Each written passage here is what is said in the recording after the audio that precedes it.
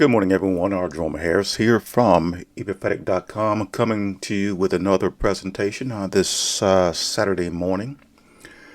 Hopefully, this video will be shorter than the last one, but I'm going to present to you several scriptures here, and I really want you to think about these two scriptures and leave in the comments what you think. Now, I know what I think, but what do you think? I think what you think and believe is important as well.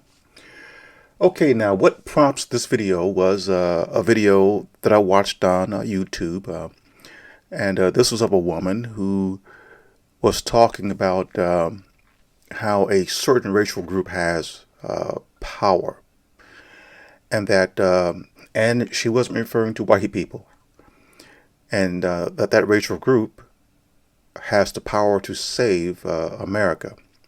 Now, my viewpoint with regards to any of the nations of the world. And it's not that I hate these nations. I'm simply in line and in cadence with what the Most High God has spoken with regards to this world. None of the nations of the world are worth saving. Why? Because this is a world that Jesus said that his kingdom is no part of. None of the nations are worth saving. I'm not saying that we should allow things to go into what's called hell in the handbasket, I believe the expression is. This world has been targeted for termination. A date, a time unknown to any of us humans has been assigned for the termination of this world. This is not what I'm saying. This is what the Most High God has purposed, and this is prophetic. Now, this is what I want to share with you. Okay, so I'm going to take you over to Daniel chapter 2, verse 44. And this is God speaking through his prophet Daniel. And again, this is at Daniel chapter 2, verse 44. And there it reads, "In the time of those kings, the God of heaven will set up a kingdom that will never be destroyed, nor will it be left to another people. It, that is God's kingdom, will crush all those kingdoms and bring them to an end, but it itself, that's God's kingdom, will endure forever." Now, there's a lot to unpack there, but only from the viewpoint of what time period is this referring to. Well, this is referring to the end times, a time period where all of the kingdoms of the world will be destroyed, and they will be replaced by one kingdom. That's God's kingdom. In other words, human rule will cease to exist one day in the future because we've made a mess of governing and ruling over one another. The world is full of war, hatred, whether it's racial, religious. We're just nonsense in my view, because we hate one another. A lot of us over nonsense, little things. We will take the life of another person over something as little as looking at a person wrong, or cutting a person off in traffic. Or back in the day, I remember reading a story about something that happened in Detroit, Michigan, where an individual killed another individual over a 5-cent candy bar. Yes, back in the day, candy bars cost you 5 cents, and they had more volume to them as well. But it's just, the nonsensical things that we do, showing that the world is simply getting worse. And again, Jesus did say at John chapter 18, verse 36, that his kingdom is no part of this world. But here, at Daniel chapter 2, verse 44, we're told here that in the time of those kings, all right, these are kings, kingdoms. We can call them prime ministers, presidents, whatever, but that's what it's referring to here.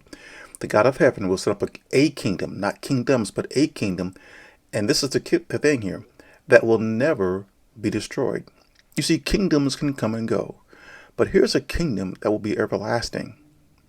And did Jesus not teach us at Matthew chapter 6, beginning at verse 9, he said, this is how you will pray. Our Father in heaven, holy be your name. Let your kingdom come. Come where? Down to the earth. Let your will take place. Where? On earth as it is or already is in heaven. See, so God's kingdom is coming down. And I don't hear a whole lot of people talking about this. What I'm hearing a whole lot of individuals who claim that they're worshipers of the one true God and followers of Christ, they speak of the maintenance of this world, these existing governments. Like I mentioned in the beginning of this presentation, what prompted this presentation was a video that I watched of a woman who was talking about America being saved. You know, a particular race among the human family has the power to save America. And my viewpoint is none of the nations are worth saving, because one could find themselves unwittingly fighting against God if they want to maintain any nation. And these nations have not acted wisely in their with regards to those under their governance.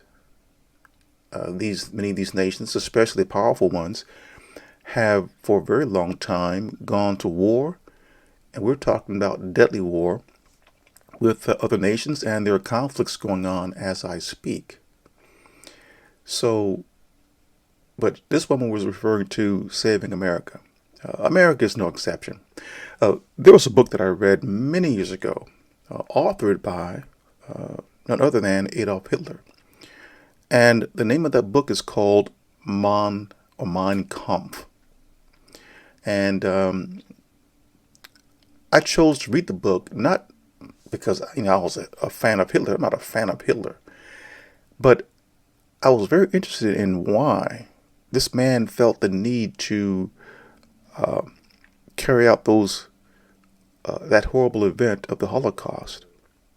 You know, what was going through his mind to think to take the lives of so many innocent people? And as I read the book, Hitler had a vision of a kingdom of 1,000 years, and that didn't pan out, did it? But he believed that the white race, but it had to be a pure white race, would be or are superior than all of the other races that we would consider races of color. And I don't believe that that vision has ended with some individuals, because there are a lot of individuals in the world today who believe that by virtue of their skin color, that they are inherently superior and privileged. Now, that's nonsense in my view, but in their view, it's not. They're dead serious about it. So back to Daniel 2:44. So God will set up a kingdom that will never be destroyed, nor will it be left to another people. See, in a lot of these kingdoms and nations today, these countries, you'll have one president come in and he'll bring in his administration, then he'll serve his term or he'll get executed or whatever. Then another person will come in and bring in their administration. So, see, that's leaving that over to someone else. See, there's a transfer of power. But in this case here, it says, nor will it, that's God's kingdom, be left to another people. God himself will be the ruler. See, this is a theocracy. As I mentioned earlier, human rule will one day cease to exist over the earth. But again, I'm repeating myself, I know. But it itself, it says it, as God's kingdom, will crush all those kingdoms. Crush and bring them all to an end. So our viewpoint should not be one of maintenance of the nations or the countries, and believing that somehow that even the country in which I live, the United States, is going to last forever, or China, or France, or Germany, or Japan, or any of the nations. There's more than 200 of them. Will be here forever. All of them must go. And at the end here at Daniel 2:44, but it itself, that's God's kingdom, it will endure forever. Now, Why do so many people today don't even give this a thought? Many people aren't even aware of this utterance at Daniel 2:44. But why do so many people believe, or they simply just let this bypass them? Because Christianity certainly has done a terrible job in pointing individuals down that road, and to have the viewpoint that this world is temporary. It's not. Christ's kingdom is not of this world, and that this world is passing away. The sun has almost set on this world, and it's going to go dark. And when I say dark, it's destroyed. Now, the earth itself will not be destroyed. I'm referring to the world. There's a difference between earth and world. You see, God created the heavens and the earth. There's absolutely nothing with God's earth. We are not the only living beings on this earth. You have the animal kingdom, you have the aquatic life, you have the insect kingdom. They share this planet as well. What was their sin? They've done nothing wrong. We are the ones, humans, we have been bad tenants. I see lots of movies, and I even hear people, even to this very day, make claims to this being our planet. This is not our planet. We didn't create it. That's like saying that if you're renting and you're living in an apartment complex, that the apartment complex is yours. It's not yours. You're renting. So we didn't create the earth. We're simply tenants on it. Anything that we as humans have raised up on the earth, we've created worlds, like the world of Noah's day. It was here at one point in time, now it's gone. The world of Sodom and Gomorrah. It existed at one point in time, it's gone. But the earth itself is still here. And the world in which we live today, one day it too will be gone. But the earth will still be here. So one has to make a distinction between earth and world. But here at Matthew chapter 24, beginning at verse 36, Jesus is speaking here. And you will rarely hear me, if ever, say that the Bible says this, that the Bible teaches this. I give credit to the one who says it. So if God spoke something, I'm going to say, well, God says this, or God says that through his prophet.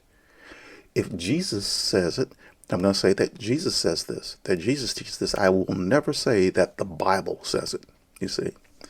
So Jesus says here at Matthew chapter 24, verse 36. And again, my question is, why do so many people just simply bypass something like written at Daniel 2:44, and they don't give a thought? Their mindset isn't geared along the lines that, this world is passing away. What then? You see, it seems like the people are being steered into this notion that particular nations are going to be here forever, that they're so powerful that nothing can wage war against the nations or that nation, that it's going to be here always. And that is not true. All nations, that includes the most powerful one or powerful ones, will one day be a thing of the past. But here's why. This is why many people don't give a thought. And Jesus says about that day or hour, he's referring to his return, his parousia.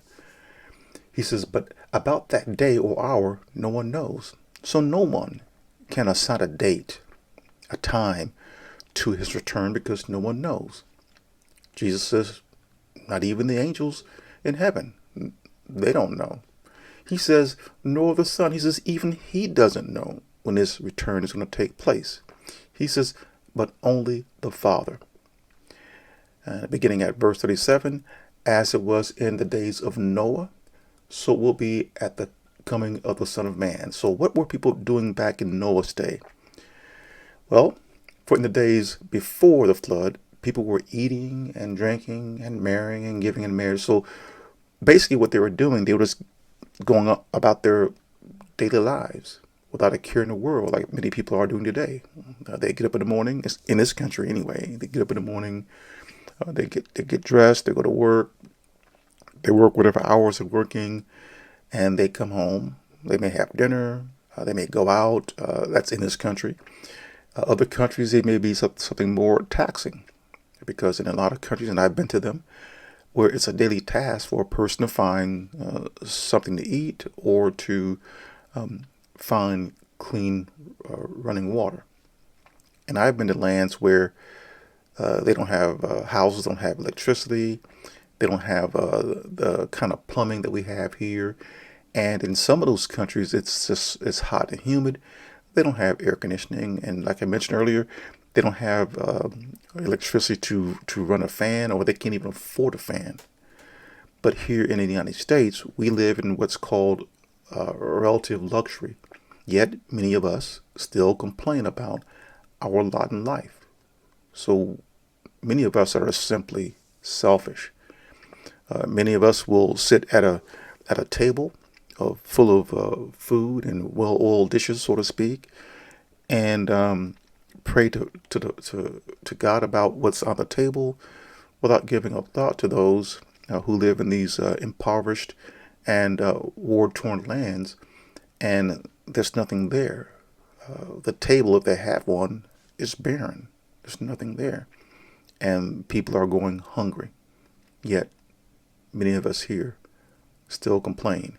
And I think a lot of our young people, a lot of them, I'm not saying all, but a lot of them, their minds don't take them there.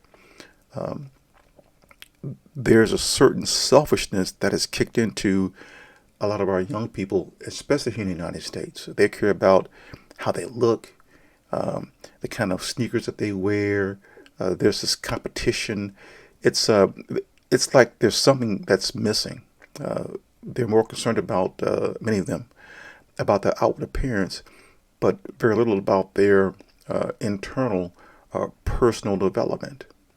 And I see this everywhere, everywhere. And it's so bad that young people don't respect their elders, the older ones who have accumulated many, many years of knowledge, who attempt to speak with them, to teach them something. They don't have time. They don't want to hear it. It's not their concern. And so that ties into what Jesus says here at Matthew chapter 24, verse 38, where 40 days before the flood, people were eating and drinking, marrying, giving in marriage, up to the day Noah entered the ark. So a lot of people are just simply preoccupied with getting on with their lives and making money and working for I call it the corporate plantation. Corporations run the world, and they have their prostitutes out there, and their prostitutes are the religious systems who do favors for them. So it's like going to bed with them. Look, I'll give you this if you give me that. And here in the United States, religious entities are tax exempt. And you will see on television lots of TV evangelizers who are raking it in. In my view, they're scammers. These are not men and women of God. They're very good at giving motivating speeches and resonating their voices to get people emotionally drugged, and then they go in for the hard sell, and people whip out their wallets, their purses, their credit cards, debit cards, whatever, and they give their money over to these scammers who are laughing all the way to the bank. Jesus never asked anyone for money. In fact, he went into the temple. What did he do? He fashioned a whip, and he beat the money changers out of the temple. Why does one think that God needs our money? So these are individuals who have seized upon an opportunity to where they've packaged and they've marketed God in Christ for personal benefit. Jesus was not rich. He didn't have anything. He was poor. His chosen ones, these weren't lettered men. They didn't have degrees of higher learning. These were simple men, fishermen, But today, if you look at a lot of these organizations who claim that they're for God and Christ, it's like, wait a minute, they're far removed from what one would envision about the Master and those that he chose. It's almost as if, God is blessing those who have lots of money and lots of material things, and God does not favor those who live in those impoverished and war-torn lands who have nothing. I've seen individuals in other countries who are more reliant upon God, more spiritual, so to speak, than many of us here in the West, who really rely upon our jobs and our money and our houses. You ever see on the news whenever a hurricane or some natural event hits an area, and in its aftermath, you see people on television crying. They're sad because their property has been destroyed. So these are individuals who really like, or what's in their lives that's important to them is the accumulation of property. I'm gonna tell you this: one better prepare themselves for difficult times to come yet ahead. In my view, if one could, I would recommend minimalizing as much as possible, because the less you have, the less you will lose, and the less you'll be upset about if you lost it. Now, I fully understand that that's relative. We didn't make the rules here in the West. You've got to have a job. You have to have some source of revenue in order to eat, in order to have a roof over your head, to take care of yourself and your children. I understand that. I do. I get it. But we've been told that difficult times, hard to deal with, will come. And what we're experiencing right now with regards to the increasing crime here in the United States and the escalation of war and violence all over the world, that's nothing. Nothing compared to what is yet to come. It's going to get really, really bad for everyone. And whatever occurs, it's going to occur unexpectedly. I would venture to say that most people out there are listening to this presentation. You didn't expect the last pandemic that we had, it began with the C word. Didn't expect that to happen. But look at how it impacted not only the lives of people. I'm talking about their jobs and ability to take care of themselves and the family, but also the stock market and the economic and financial systems of the world. Now, going back over here to Matthew chapter 24,